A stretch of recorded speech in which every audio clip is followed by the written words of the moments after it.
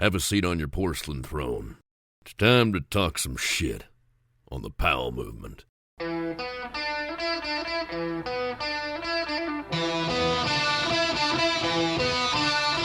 Welcome to the Powell movement. I'm your host, Mike Powell, and I'm finally done with ski shows and emceeing events for a while. And Snowvana Portland was another great way to get fired up for ski and snowboard season and forget about all the bad shit in my life. I met a bunch of folks who listened to the show, and when I talk to people who listen, well, that's always really cool for me.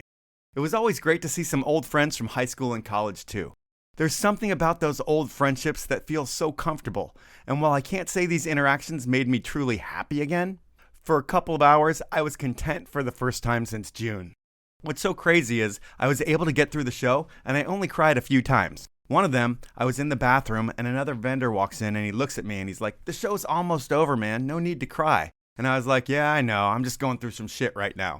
And then when I saw him later, he was like, "Wait, that shit was real? You were really crying?" And I was like, "Yeah, man, I've told you I'm going through some shit." And he's like, "You look like you're having the best time out there." And while it really does look like that, I am the furthest thing from happy. It's all an act. Another vendor stopped me as I was walking through the venue, and I stuck the mic right up into his face, and he said into the microphone, "What do you really like when you don't have a mic in your hand?" It took all I had inside to not reply, I'm a very sad and lonely person, because I don't want to bring the mood down at one of these shows. But that's the truth, and I can't fucking escape it. I mean, let's use yesterday as an example. I woke up to a text from a friend telling me that he saw Ange in a dream last night. So immediately I tear up and I think, I don't see Ange in dreams. And that's how I start my day.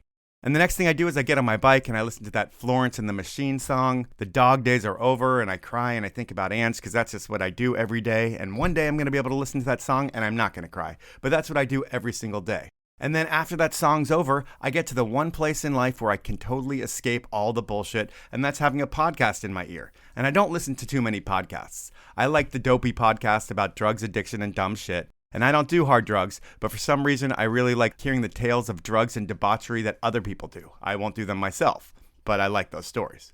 I also like a show called Crime and Sports, and that's kind of the same thing, athletes who fuck up in the worst possible ways. And that's really me time, on the bike where I don't have to think about any of the bullshit in life that torture me, like my dead wife. But as I've mentioned before, this whole cancer thing, even though the battle is over, it keeps following me, and everywhere I go there are reminders and triggers. But podcasts, well, those have been the one area where they can't come at me because I'm choosing what I'm listening to.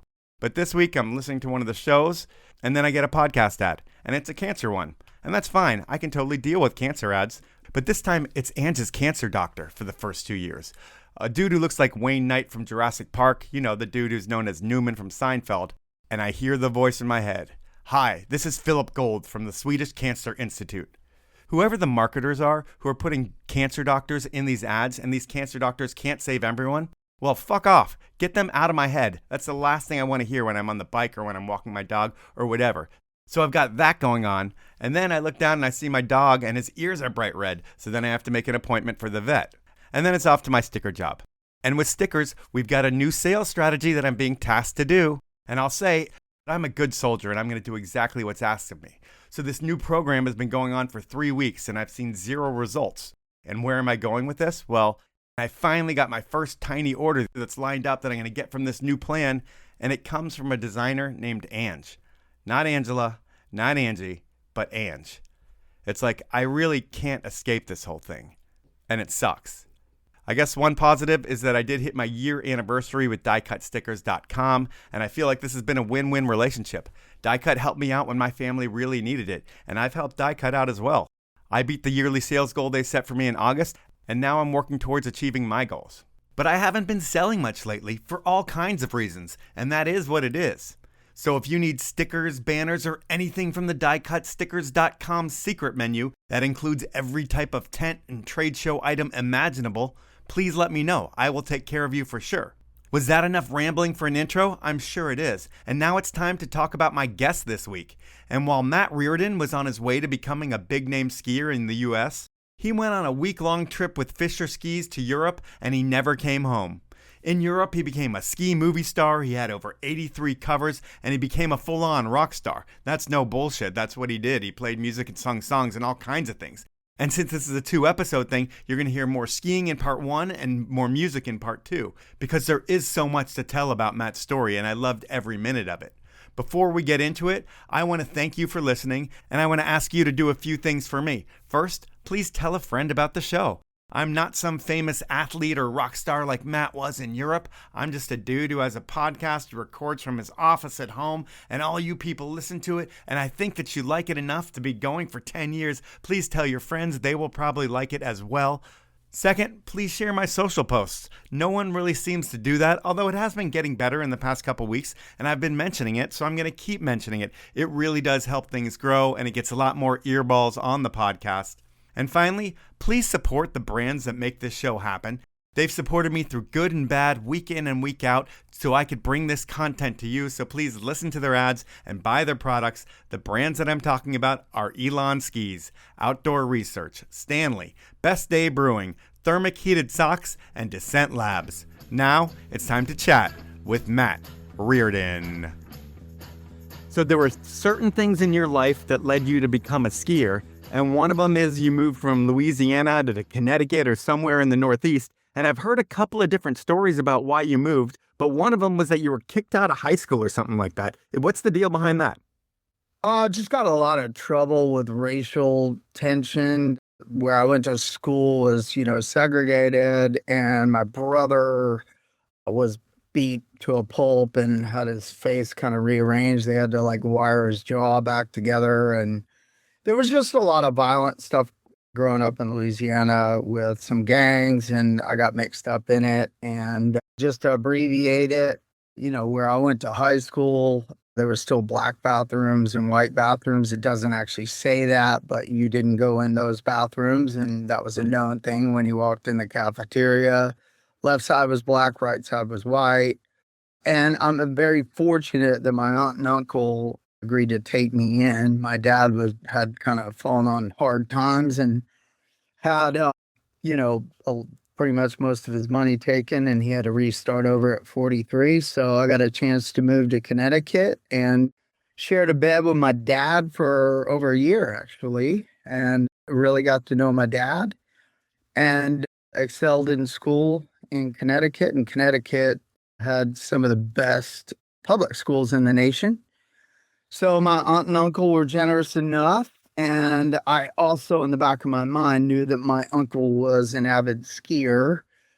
And yeah, I was really excited for a change. And yeah, so gave it a go. And yeah, the rest was kind of life-changing. It was a really good thing, and did well in school and kind of cleaned up my act, I guess you would say.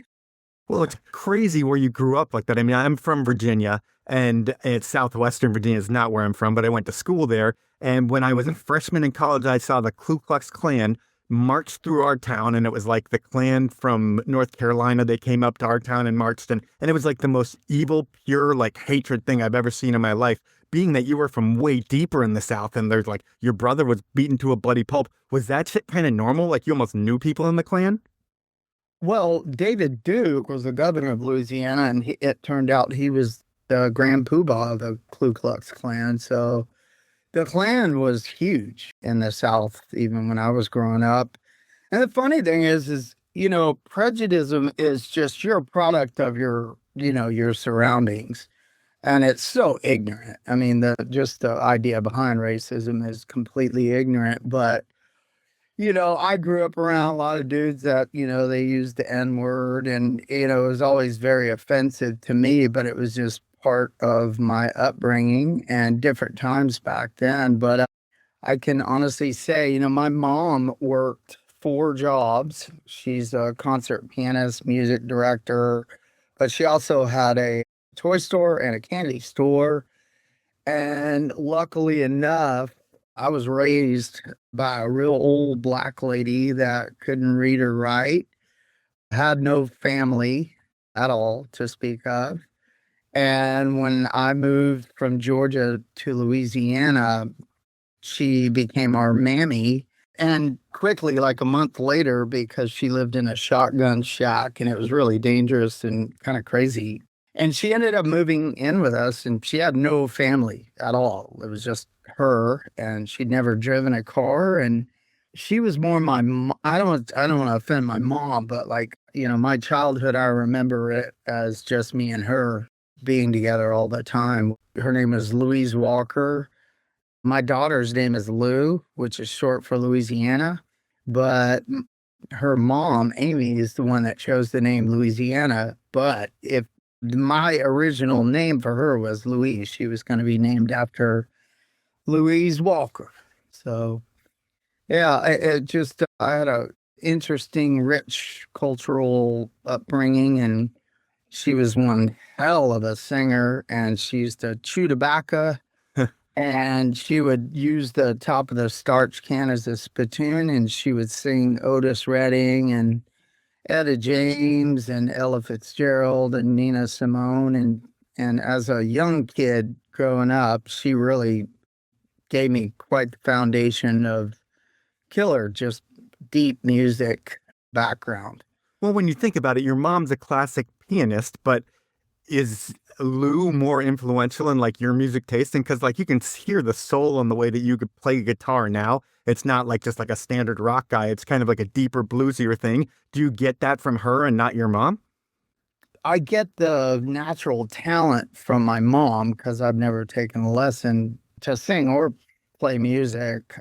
My mom and I can't like really jam together. She's a classically trained, and I don't know the names of most of the chords I play. I just figured it out on my own, and that annoys the hell out of her, to be honest with you. Because she can read music and do all. Can you read music? No, not at all. Okay, so you have to hear it and you just play it by ear. Yeah, and writing, and honestly, I think that's a benefit. I'm a soundtrack session musician more than like a rock singer or whatever. That is what I do at Black Sunshine, and with my original albums, that's just the wheelhouse that naturally fits what I do. But as a soundtrack composer, it's like you get to be a chameleon, or as a session hired gun singer, you have to morph and change your styles to fit what the director or producer wants. And it's super fun. It just keeps you on your toes. And I'm so ADD. Like, I would be bored stiff if I was just doing the radio rock and roll stuff. So, if I could play blues and make a living at it, I would probably do that.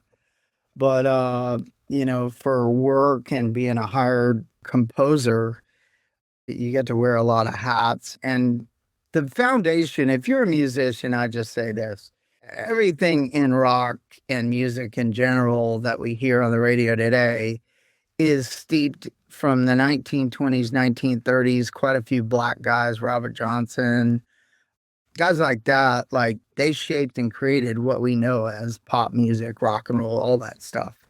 Okay, so that's really going to be probably the most we talk about music in this episode, although we'll talk about it here and there a little bit more.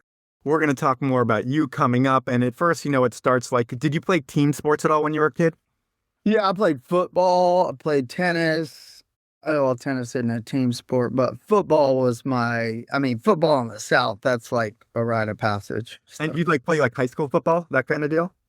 I did, but I got cremated. I was pretty big for my age at 6th grade, and I didn't grow after 8th grade. And when I went back my sophomore year in high school, I did play football for Cap Shave High School. I got annihilated. Well, at that point, or right around that time, is also when you have two other pivotal moments in your life. I think the first one is you get to go see Van Halen somewhat, like in either Atlanta or Louisiana, and like Eddie Van Halen changed your life. Probably more David Lee Roth. It was just incredible. My babysitter made a maybe pinky promise swear that I wouldn't tell anybody that we were doing it. She took me to see Van Halen open for Black Sabbath. That is so sick. Your babysitter must have been fucking awesome. She was so rad. Her name was Kim Brecht. And yeah, man, she snuck me to Hearst Coliseum, and it was one of those things where I had never smelled pot before. Probably, I don't know if I should say this or not, but I took a hit of a joint that night, and I was pretty young. I was probably like 10 or 11 years old. Van Halen opened for Black Sabbath. The way they came out, I mean, it was like watching an alien come to life. I'd never seen anything like that. It was mind-boggling. And so, just watching that as such a young kid and just the whole luster of like watching a guy, because David Lee Roth, he came out of nowhere behind the drummer, and he used to do this back in the day, is he would jump off of a scaffolding. He had like one of those 3-foot trampolines behind Alex Van Halen, the drummer. Okay. He fly through the air, and what I know now is called a callback. He did this giant spread eagle, landed, and just kicked off the show. And I was like, damn, okay. And I also would say that Black Sabbath had no business following Van Halen. I'd say that they wiped him off the stage. It was pretty cool. That is awesome. So you have that makes you want to be a rock star, but then at the same time-ish, I mean, there's two different movies that kind of impact you. Hot Dog the movie, which is like the commercial thing, where I can see that everybody can see Hot Dog the movie, even if you're in Louisiana, because it's Hot Dog the movie and everybody saw it. But then there's a Warren Miller movie, Steep and Deep, and that's like 1986. You're in the Deep South. How do you figure out to even see that movie? I saw Hot Dog in the summer of 1984 on Greensleeves Plantation. It was really hot. I was working on my buddy's farm. And we went to Blockbuster, and we just saw the cover of the movie, and it had snow on it. It looked cool.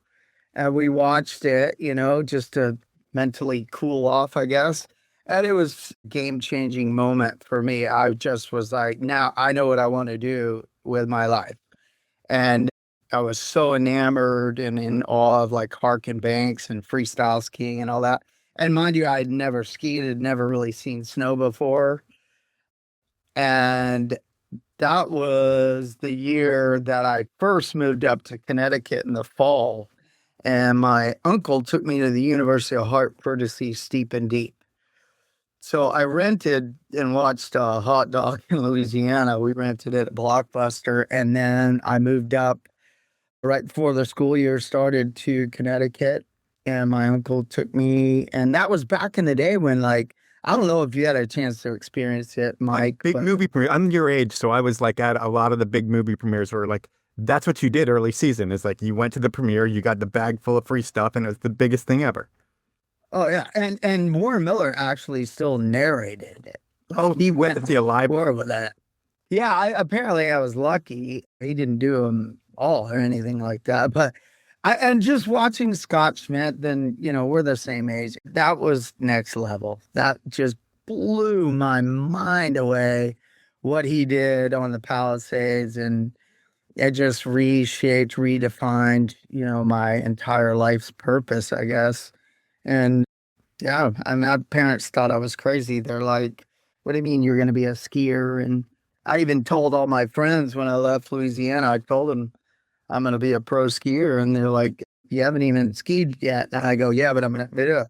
But it was that strong inside me. And I feel very fortunate that my uncle kind of took me under his wing because he had a house in Vermont. So we got to go ski and kind of changed direction. Otherwise, I think I'd be pumping gas and changing oil at a shitty gas station in Louisiana, probably.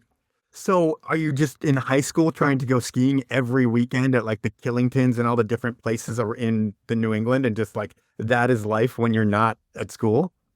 Yeah, my dad did not really 100% support me at all. Well, he didn't support me at all financially because he was pretty strapped himself. But he said, look, if you want to do this, you're on your own. And I don't think he believed I was going to do it. I was detailing cars after school. And when the ski season started, I really wanted him to take me up to Vermont. And he said, nope. And I said, will you drop me off on the highway?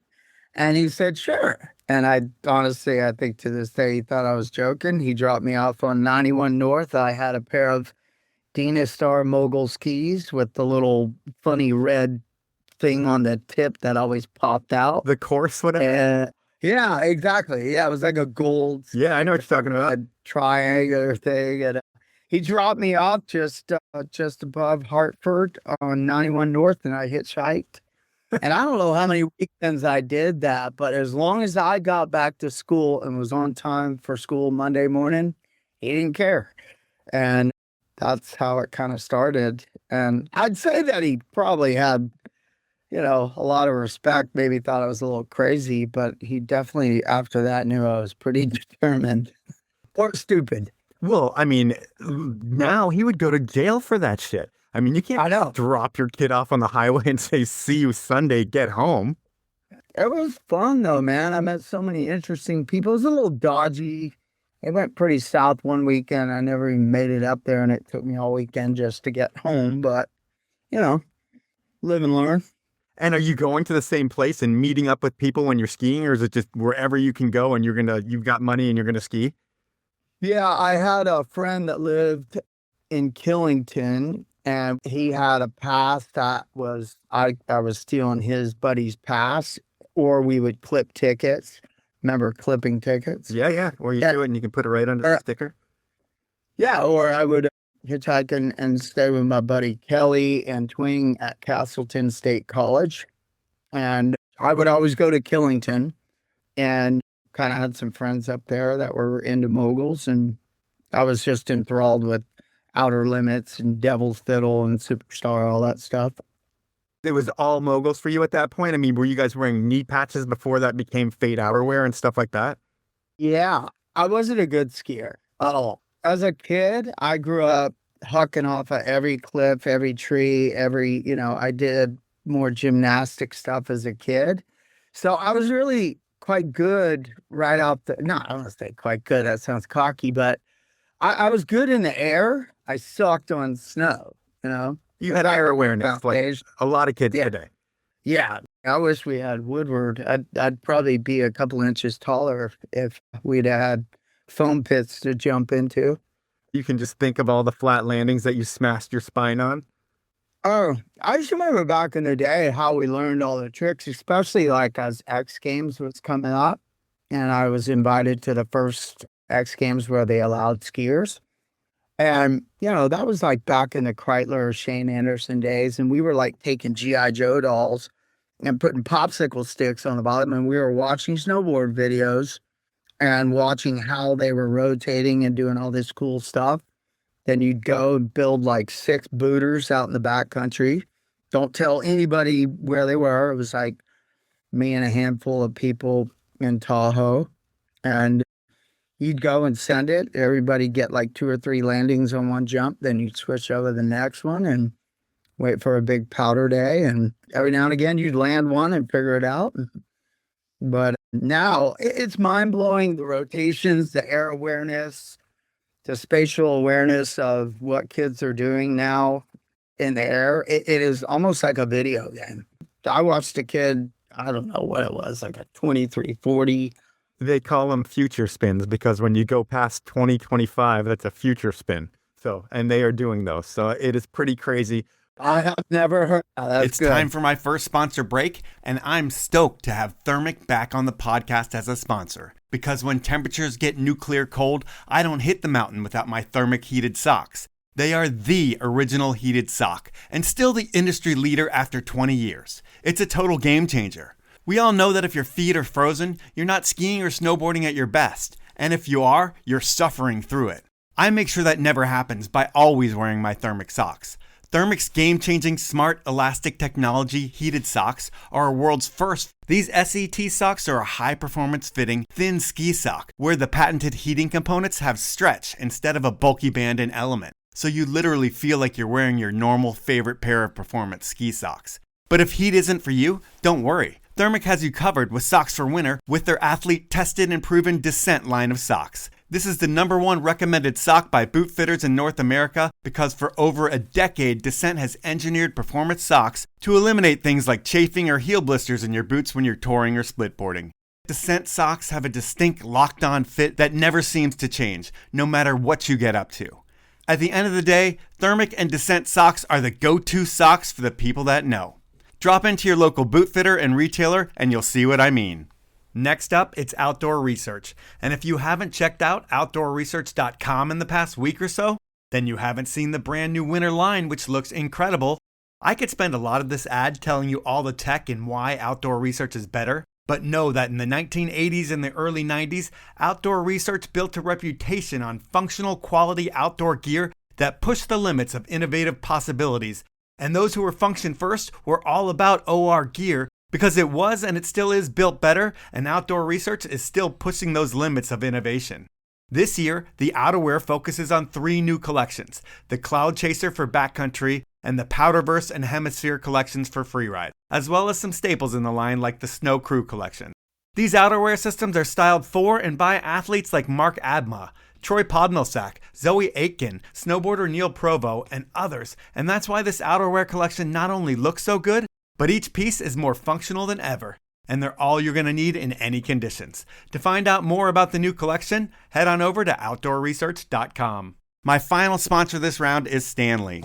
And sure, you used to know Stanley for keeping your grandpa's coffee hot in that signature green water bottle. Well, they still make that iconic bottle, but Stanley is the talk of the world these days. And while they may have started with the Powell movement, oh how they have grown. Nowadays, icons like Messi and Caitlin Clark and Post Malone and Olivia Rodrigo are all swearing by their Stanleys. And I've been telling you about how incredible their products are at keeping your drinks hotter and colder than anyone else for over 8 years now. I mean, Stanley invented the category in 1913, and they're constantly innovating to make sure that you have the best. And I know I love having the best.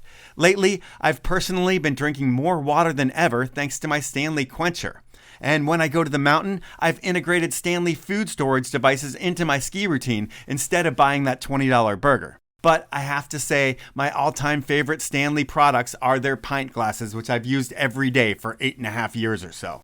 Like millions of people out there, I love all my Stanley stuff, and I want you to get on the Stanley program too. They give me their best discount code available, so you get 30% off of all your products. And to do that, you head on over to stanley1913.com and you go shopping, buy a ton of stuff because you're going to get 30% off of it when you check out and use the code Powell2025. So that's all capitals, Powell, no spaces, and then the numbers 2025 2025.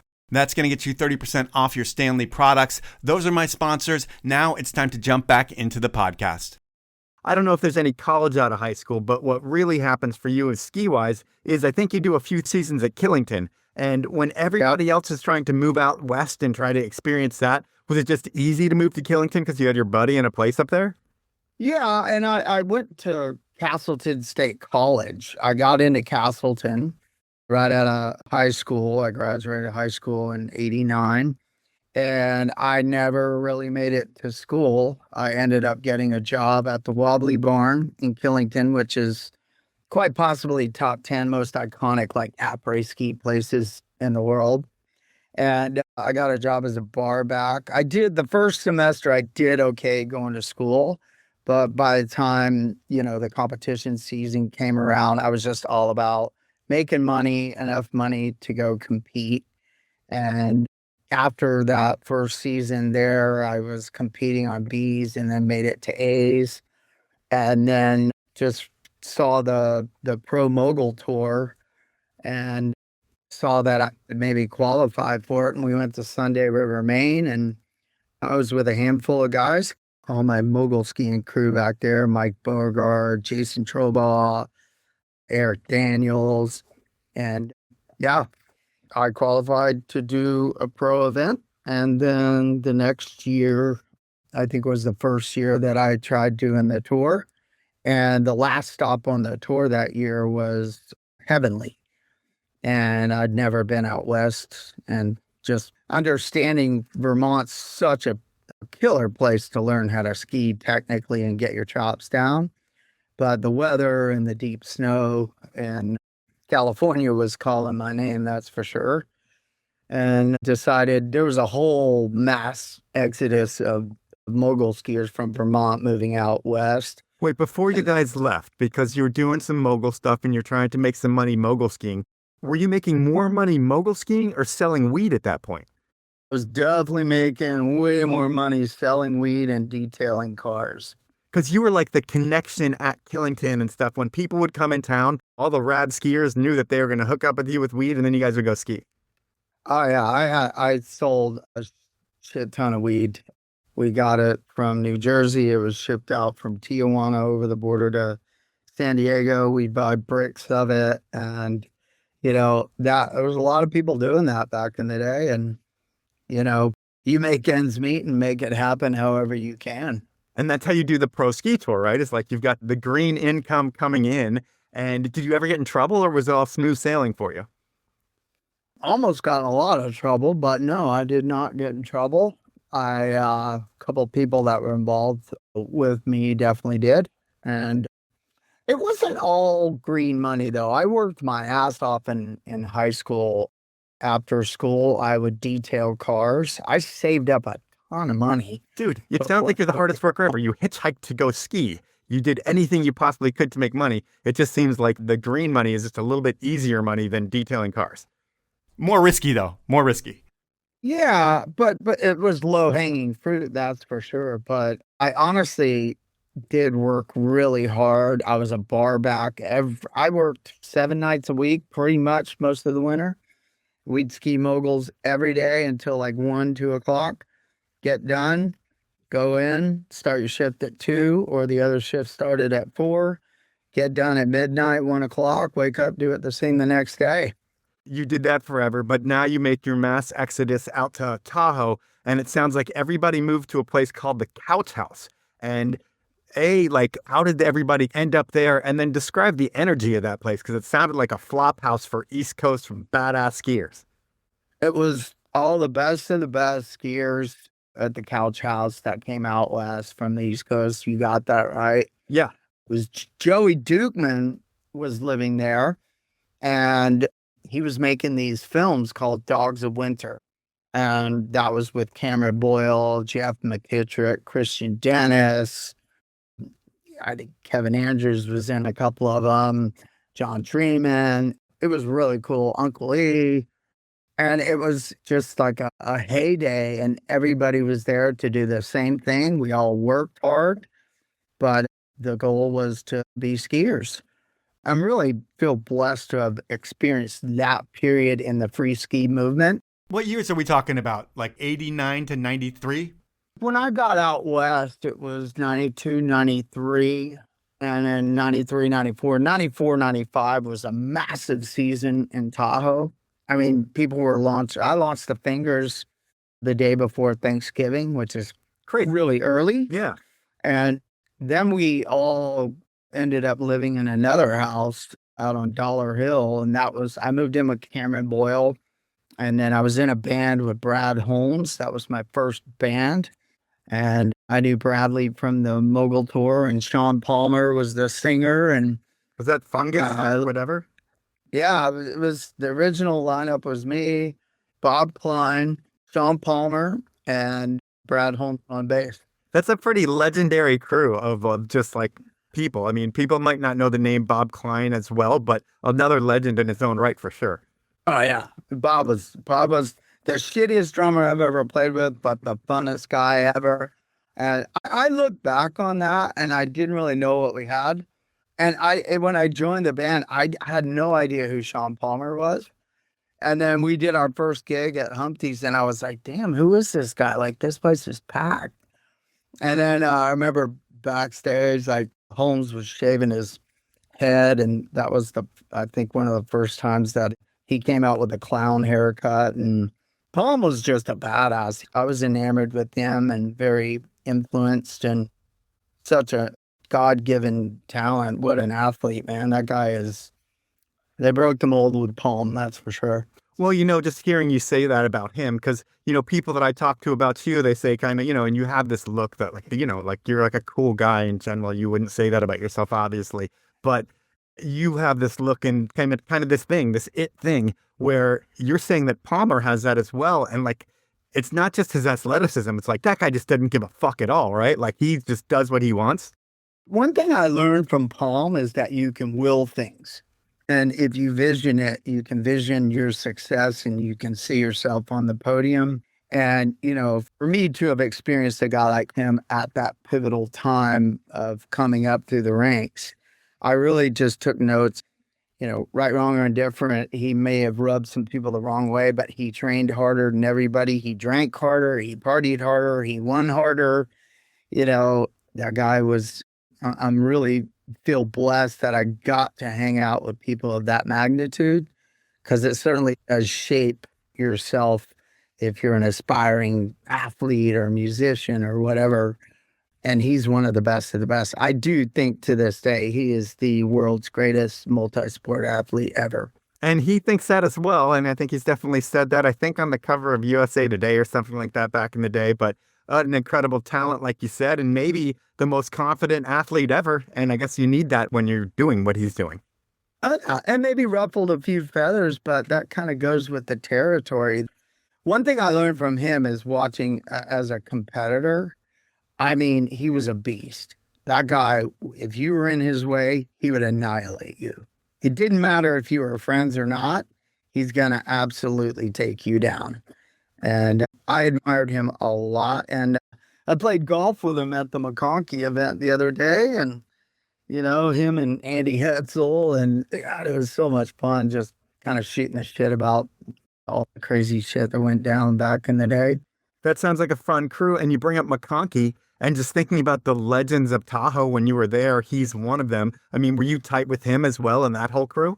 Yeah, he was very instrumental in helping me with my music career. And he definitely believed in me, I would say, early on, and was sliding my material into different film companies. And I was always just giving him every demo I could. And, back in the day, he was the man, and still is the man today. But yeah, I would say that I was pretty close with Shane, and he was a fantastic guy. And, I ended up later down the line, wrote a song that Sherry picked to be the theme song for the McConkey Foundation. And unfortunately, she asked me to play at his funeral, and I played his favorite song, which was Imagine by John Lennon. And then she asked me to perform a song that I wrote about a mutual friend named Aaron Martin, who passed away. And it's called The White Room. It's just, it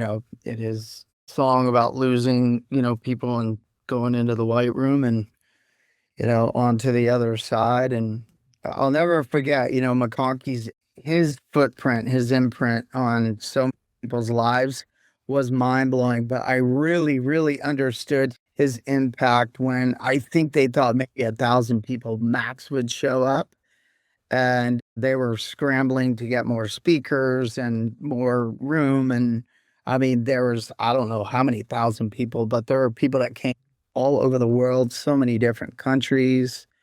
I happened to be able to be at that, which is really incredible. Like you said, I know you had body problems maybe at that time, maybe not. Were you able to go up on top of the mountain at the end for the run that everybody took for him? Oh, yeah. So did you hear Sean Farmer when he spoke to everyone? Yeah, in the circle at the top. Yeah, it was like the funniest thing I've ever seen. At the top of Kate, yeah, dude. Yeah, I remember it like it was yesterday. I didn't know that you were there. That was fun. And Shane Zaw, that was pretty special, man. Yeah, that was an incredible Memorial weekend. Unfortunately, it had to happen. Who else was part of your crew that you were tight with in that era? Because there were so many legendary names then. I looked up to McKittrick a lot. Jeff McKittrick was somebody who really I admired and looked up to. He was such a beast in the mountains, and we hung out and rock climbed and did a lot of stuff in the off season. Brad Holmes is my favorite mogul skier of all time, like hands down. That guy's just incredible. Jeff Ingebrigtsen, Squaw back then, that was the place to be. And I was starting to work with photographers and getting my foot in the door with Hank DeVry, and John Treeman was my next door neighbor when I lived at the base of Alpine. And, there was in one couple neighborhoods, it was the who's who of Whoville. And every day you went out skiing, you got to ski with some of the best of the best. And, as well as I do, if you want to be better, you just got to ski with people that blow you away. You rise to that level. For sure. And, the crazy thing is you're skiing with the right people. You're meeting all the right people. You're having an incredible time. Is this around the time that you get on vocal? Because it seems like at some point I don't know if it's a vocal trip or not, but you have everything going for you in Tahoe, and then you go on a trip for like a week to Europe and you don't come back for a decade. Yeah, I didn't get on vocal then, but I was on the trip, and actually Jim Morrison and I went on the first trip with a photographer named Keoki Flag. Dude, the It was geographer, and Jim Morrison's a legend as well. You're dropping hammers here left and right. Jesus. I mean, just reading about what Jim just accomplished now is like, I mean, it doesn't get any bigger than that. But obviously, I saw Blizzard of Oz, and when I got an opportunity to be one of the talent that got invited to go to Le Grave for a month, that was, I think, in 1996. And it was myself, Jim Morrison, Kristen Ulmer, Kasha Rigby, John Egan. I'm going on memory here. And that trip was the first time that the test product called the Vocal Snow Ranger came out. And Jim and I just looked at it and we were like, how do you turn on that thing? It looks so massive, you know? And if you see a pair of those things now, they look like toothpicks. Yeah, totally. You know, but back in the day, you're like, how are you going to angle it, all this? And then our first run, and the Derby de la Meige was going on in Le Grave when we were there, which it's just a psycho European race, fastest one down the mountain. And yeah, Jim and I just right off the top, I remember he just straight lined this couloir, and and it was like effortless. And the stability of that ski and how you would float was mind blowing. And I knew right then and there, I knew that was such a pivotal revolution in the technology of ski advancement. And that trip, I think we were there for about 2 weeks. And then I went over to Chamonix because Jim was like, dude, you got to go there. And I'll never forget getting to Chamonix. We got in late on the train. I looked out and I remember looking up going, dude, the bar is insane. And I forget who it was said it to me. And they're like, dude, that's the top of the lift. And that was the Aiguille Badi. And my heart just sank. I was like, holy shit.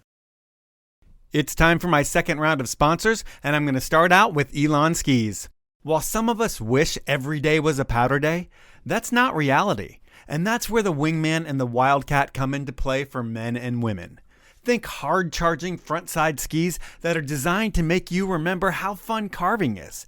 And they're still versatile enough where you won't want to go switch skis if it snows or it gets choppy out there. Like almost every Elan, these are both award-winning skis from reputable sources like Ski Magazine and others. And Wingman and Wildcat aren't only super fun to ski, but they're going to make you a better skier. And while you can find out about Wingman and Wildcat and the Playmaker series and Ripstick over at elanskis.com, the place where the knowledge about Elan Skis and really everything in the industry is in your local ski shop. So go to one this fall, smell the wax and the P-Tex, flex the skis, and most importantly, talk to your local shop guy. The guy who's a real skier in there, and he can help you pick out what's best for you. So Elan wants you to support your local ski shop, and you can ask them what the right pair of Elans are for you.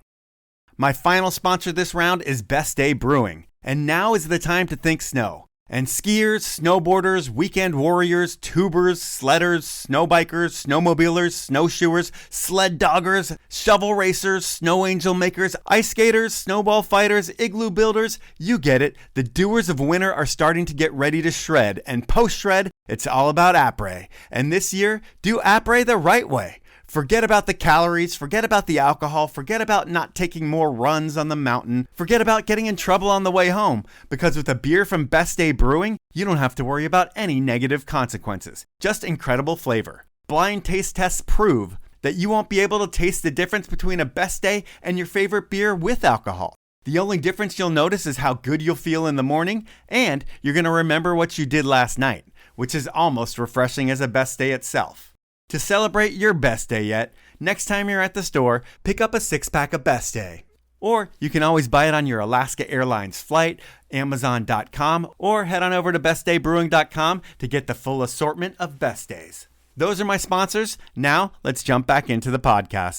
How are you able to stay there? I mean, do you come home, figure it out, and then earn some money and make a plan to come back? Or you just say, fuck it, I'm not going back and I'll figure it out here? I started working with a photographer. In the summers by that time, I started picking up chainsaws and I was doing logging contracts, and I became a tree surgeon, one of those guys that climbs up trees with spikes on their feet. And I was making really good money, saving up money. And when I came back to Tahoe, I pretty much, my every waking moment was, how do I get back there? And when I did ultimately figure it out, I had forged a relationship with a photographer named Felix St. Clair Renard, who was giving me really good day rate. We were doing all sorts of campaigns for high-end companies. And, you know, I knew I had enough work to stay over there. And so right around that time is when I decided to relocate, and I got in with John Norris and Mark Shapiro. And I also wanted to get back to Europe because a couple of skiers I've always admired, I'll back this up. Like Sven Brunso, I listened to his episode with you. He understood the business of it. And I wasn't the best skier, but I knew if I was going to do it, I had to work as hard as possible, harder than the next guy, and really take advantage of understanding the business of skiing. Well, most of the companies, especially back then, you know, if you're a company in the States, it's really just a licensee, but the foundation of the company is in Austria or Switzerland. And I kind of tipped off to that by going to a couple of trade shows over in Europe and was like, I need to get signed at the international level or this doesn't really work. And so that was kind of my goal, to get over there, build up a portfolio, work with as many people as humanly possible. And, you know, I had a couple really killer breaks, I think right around 98 or something like that. I was signed by Solomon, but I ultimately got picked up by Fisher when they were launching their first free ride department with a ski called the Big Sticks. Okay. And I won, I don't know, 2 or 3 events in the spring, big air events. And then a very lucky thing happened where they were doing an open casting call for a movie on Remonte called Nuit de la Glisse, which a lot of people in America don't know what that is, but it's like Warren Miller on steroids. If you're in those movies over in Europe, you're kind of a household name. And there wasn't really a lot of Americans in that film. It's mostly French-based. And so they were doing this Rip Curl Mountain Challenge. It was a big segment in that movie. And that kicked things off for me exponentially because none of my sponsors would pay the money to get me a spot in the film. And they held an open casting call on the Grand Monte. I don't know how many people, maybe 150, maybe 200 people showed up. And there was a panel of judges. And somehow, some way, I laid down the run of my life and I got selected with the wild card selection. And that's how I started my film career, my real film career, I guess you would say, by winning that event for the day. And that one day opened up so many doors for me because he ended up using one of my songs for that film. And then when the film tour came out the next year, I ended up doing, I don't know, like 40 cities around Europe and bringing my guitar, selling CD, signing posters. It worked really good for Fisher. And just an incredible turn of events, right place, right time. But, you know, I still sometimes pinch myself that I don't know how I won that day, but it was a good one to win, that's for sure. And I would think with all these Euro brands too, because I mentioned it earlier, and I don't mean to sound like a fan or whatever it sounds like when I say that, like, you're like a good-looking American kind of rock star to them. I mean, you have that look, it's what you do, so it's not like a stretch or anything. And I would think all those brands think that's really cool too. It's not just like you're this skier, it's like you're this whole personality as well. Did that help you out with the Euro brands too? 150%. Yeah. It was right look. Fisher needed a lot of love. They needed a lot of help. It was, kind of a stiffer Euro brand, and they were cross country skiing and ski racing. And so I remember tackling the business end of the sports and thinking, I don't want to be on Oakley. I don't want to be on Solomon. I want to be the top guy on a small team. And that's why I ended up in Zeal Optics. I was their first ever paid winter athlete. Fisher, they weren't the cool brand. And everybody's like, oh, you're going to ski for Fisher? They're not cool. It was like K2. As you know, you were part of that movement at that time. You guys had the coolest rock stars out there. And, with Fisher, I ended up on the back page of every magazine in Europe. I became like the poster boy for them, largely in part, not just skiing, but the marketability. And, when you talk to young kids coming up through the ranks, a lot of people, it's like you could be the flavor of the year or you have your little 2-year window, but how do you sustain yourself and how do you create longevity? And it's like, at the end of the day, it's business, it's ROI, it's return on investment. What are they going to get out of you? And, ultimately, you're trying to create an image that sells more skis for them because, like the rest of them, it's a stretch to go to a company and say, I want you to pay me to go travel all around the world and do fun things and get paid for it. And you're going to pay for it and make money. And there's only so many spots that get to do that. And I'm still really good friends with every single person that ever signed me to this day. Well, I mean, I just keep thinking about you referencing Sven Brunso and the way that Sven did his career. It's like, you did your career like that, where you worked as hard as you possibly could. You named like 20 photographers already that you've worked with. So you're working with everyone. You generated over your career like 50 magazine covers, where most people, I'll ask them how many they have, and they're lucky to have 1 or 2. And then you have tons of published photos. You know what? You're not going to close out a Poor Boys movie. You're not going to close out an MSP movie. But that was never your game, right? It was like, yeah, maybe you'd have video parts in Europe that we didn't know about, but you had a whole life over there that we didn't know about, and you're able to make a living doing it, right? Yeah, and the money was better over in Europe. It was really exciting to be a part of that scene at that time. And if I look back on it, yeah, I would have loved, I was in, sort of in a Matchstick movie and sort of in a TGR, and that would have been nice. But like to be in a Nuit de l'Église film, which opened up a music career, I count my blessings, man. Like that was just a ride that I can't even, it sounds like you're making shit up when you tell the stories of what you got to do, and wouldn't change a thing. That's for sure. And we are going to talk more about music. I'm trying to stay away from music as much as possible in this one, because the next episode, you said you'd do a part 2. We're going to talk more about your music career. We're going to take this one to the World Heli Challenge. But thinking about things before the World Heli Challenge, you were competing and you did a bunch of things. I think there was an X Games for you and a qualifier in Europe where you might have won or got on the podium. Like, what are your contest highlights of your career? My highlight, my claim to fame is I'm definitely the best skier that ever came from Louisiana.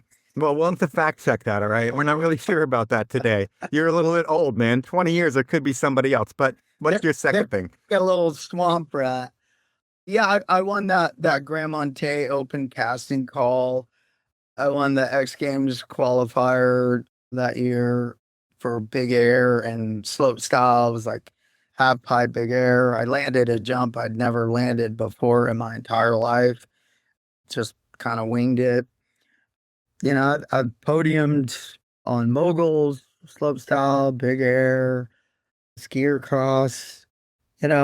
Can't say as I am like world champion of any one sport, but I had a few shining moments on the right days. And yeah, just the whole competitive circuit back in the day in Europe was incredible. What's the environment like there? Because, here we see X Games, it gets pretty crazy for a couple days, but there skiing is part of the fabric of the culture there. And when you're at a big event, moguls or big air or whatever, is it tens of thousands of people? And do you feel like you're a celebrity at that point? It's definitely bigger over there. It's not like I always say to people like in the States, skiing gets popular on an Olympic year. All of a sudden everybody jumps on the bandwagon. In Europe, ski racing and skiing in general, if there's a World Cup, nobody in Austria goes to school. Like that is their national pastime. And over there, I don't want to bag on the US at all because the coolest stuff comes out of here. But, if you're a poor kid in Europe and your dad milks cows and you show promise on the local ski club, you will get swooped up. The government will help you.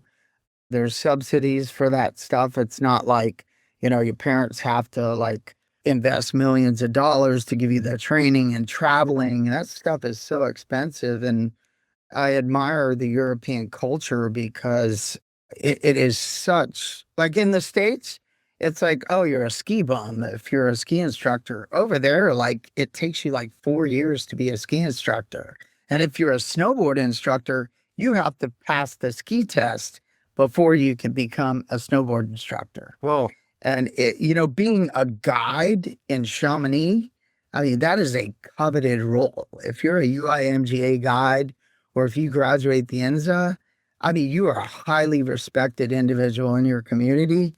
A lot of people over here, they're like, oh, wow, you can actually make a living doing that, And again, I don't want to bag on it over here. It's just, it's got so much more clout and respect in Europe. Now, were the crowds bigger? I don't know if I can say that, but I'll tell you what, I went to compete in Japan at the heyday, and it was called the Core Games. I've heard of that. Yeah, actually, Skogan Sprang won. Lubeck, I think, got fourth or third, but boy, did he put on a show. McConkey had won the skier cross.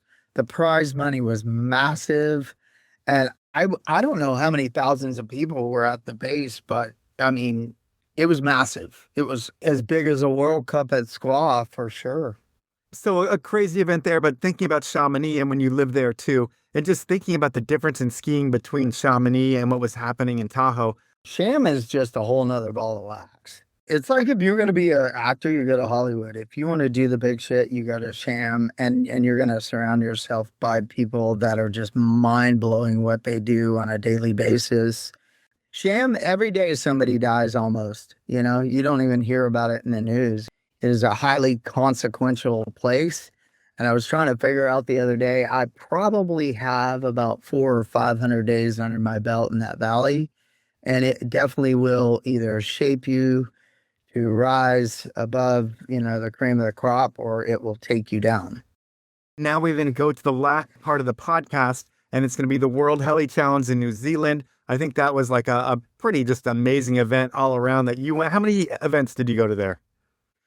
I competed in it once, and I came back and judged it when they revamped it. I think I competed in 1999. Harrow is a good buddy of mine. I hope it comes back. It's just psycho. It's just the craziest cool format where it's pretty much invite only. You have a weather window of 3 weeks. You have a big mountain day. Then you have a Chinese downhill day, which is nuts. And then you have a freestyle day where everybody goes around and builds kickers off of cliffs. And the whole event took place in a weather window of a week.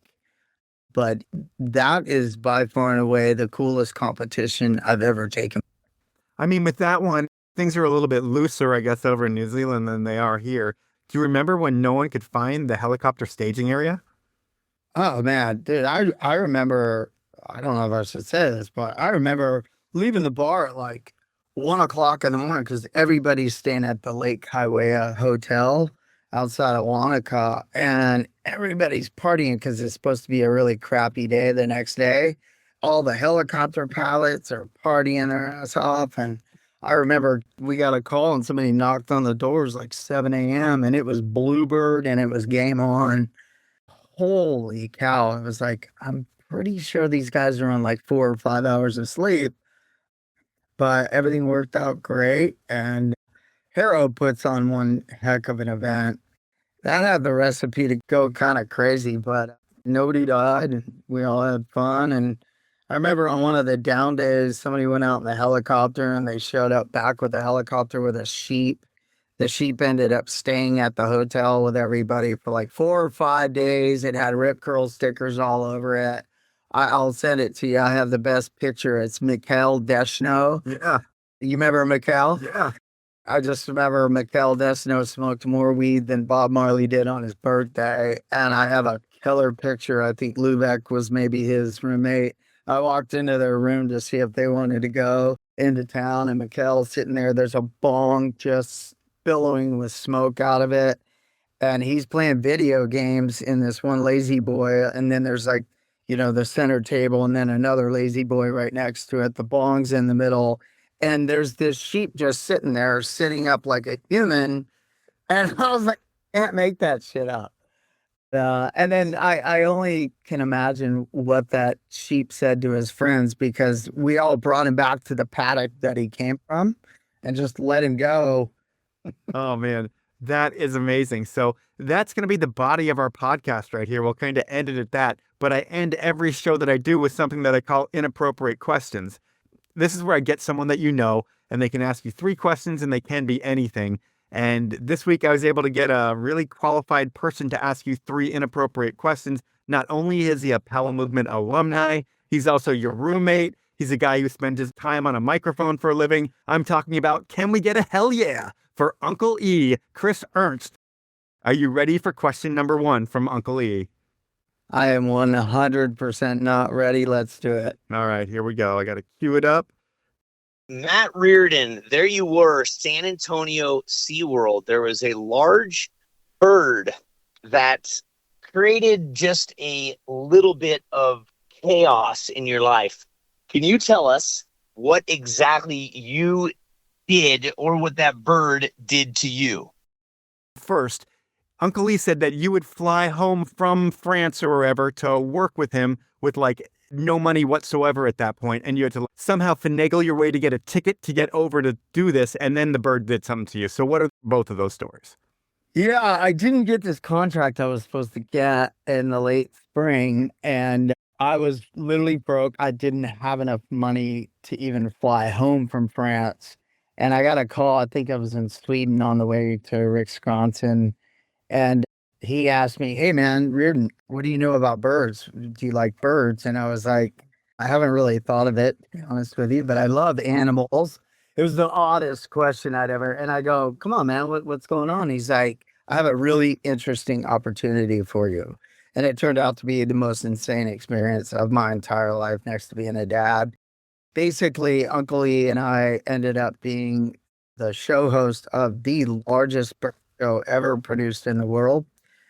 But they were looking for someone either dumb enough or crazy enough to work with a bird called a cassowary.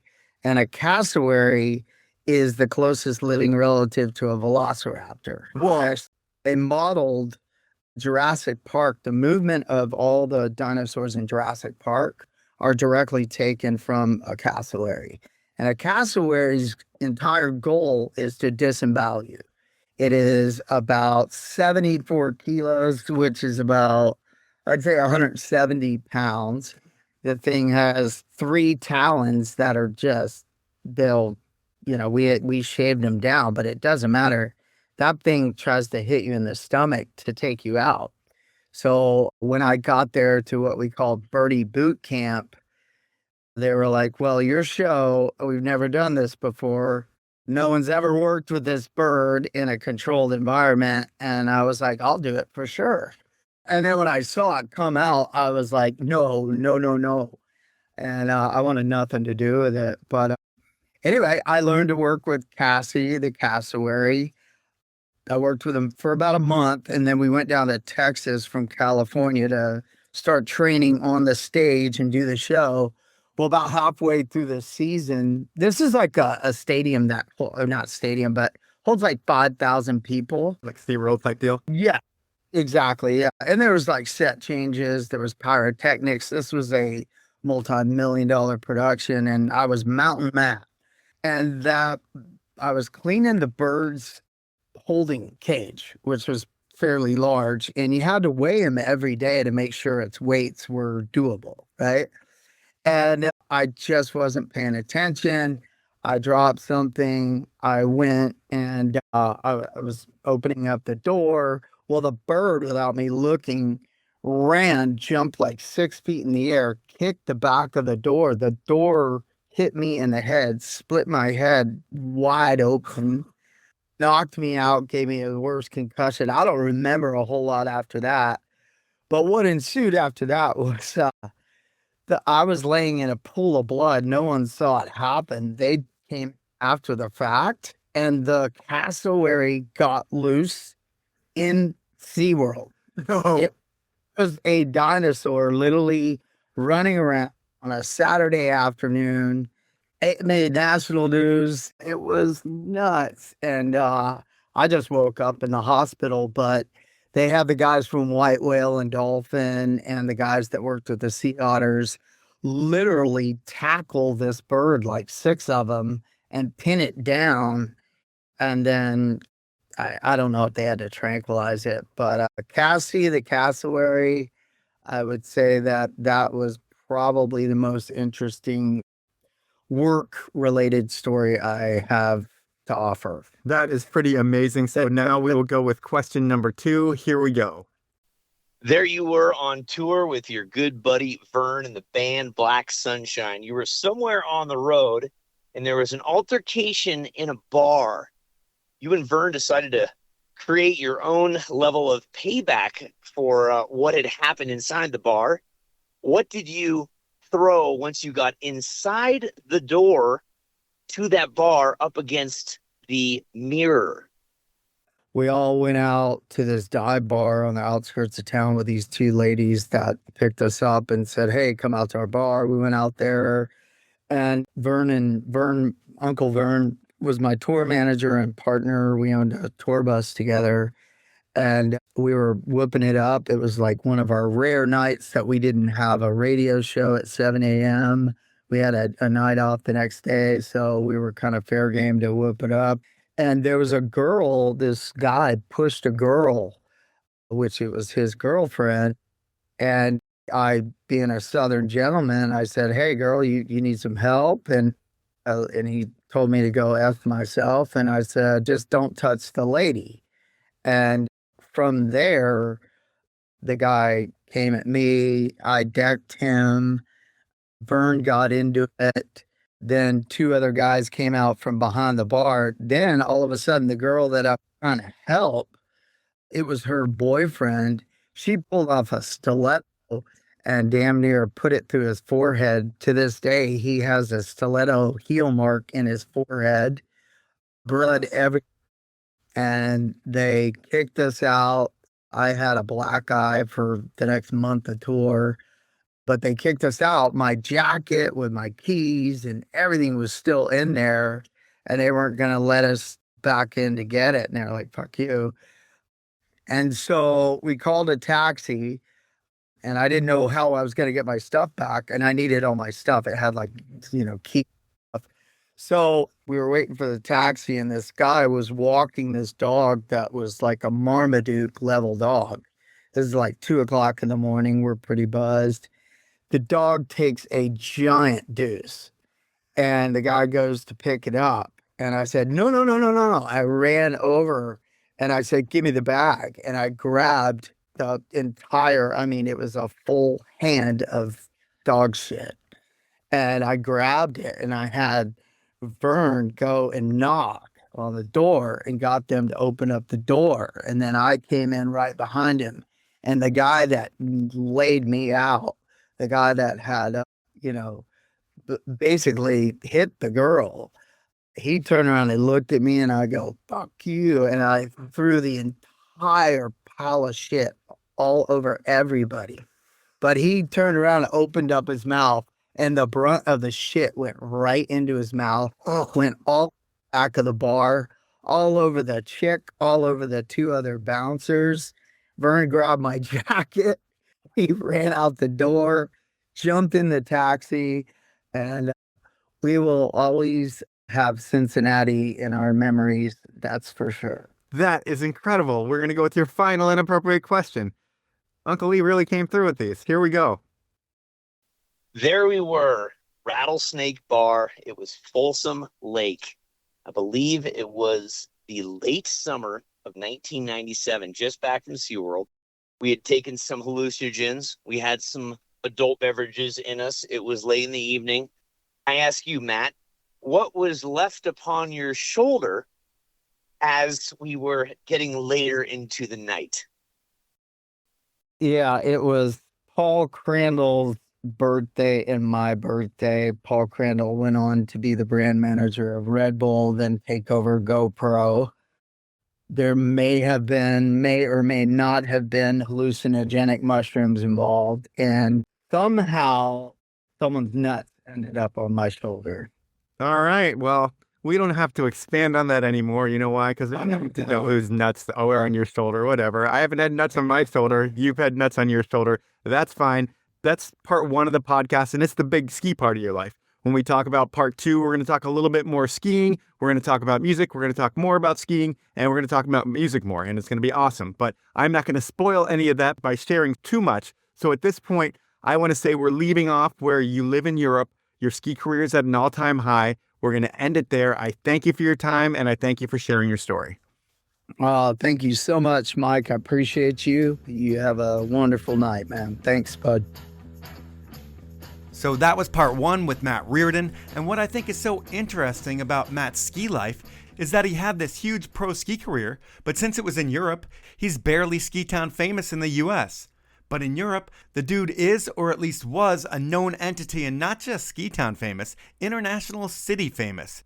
Which is just wild that you can be bigger than you could possibly be in the US in Europe for skiing, but we don't know that because we don't live over there and really realize how it's built into the fabric of that culture.